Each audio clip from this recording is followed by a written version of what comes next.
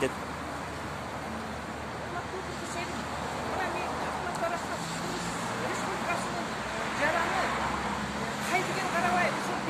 Денсаулық министрі Бейсеналиевті қолдау көрсету үшін келдім.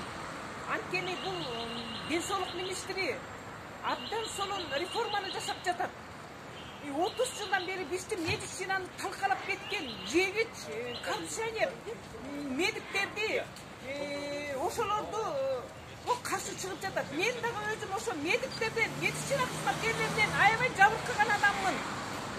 Канчалаган ушу биздин жарандарыбыз, балдарыбыздан бери кичинекей ооруп, 20 миң, 30 миң, 40 миң долларларды таппай, ыйлап, сырттап, ертеден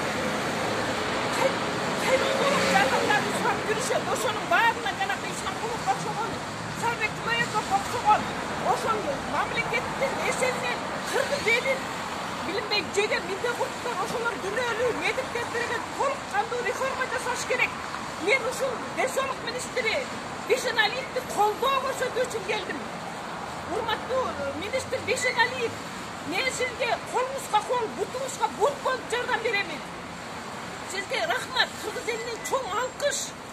Мына канчалаган ошо кыргыз элин көз жашын көлдөтүп, канчалаган кымбат акчаларды алып, канын ичип, кыргыз элин ушундай алакалган келтирип аткан ушундай коррупционер медиктерди дагы да талкалаңыз, дагы да күрөшүңүз. Мына биз эл колдойбуз, эл колдойбуз.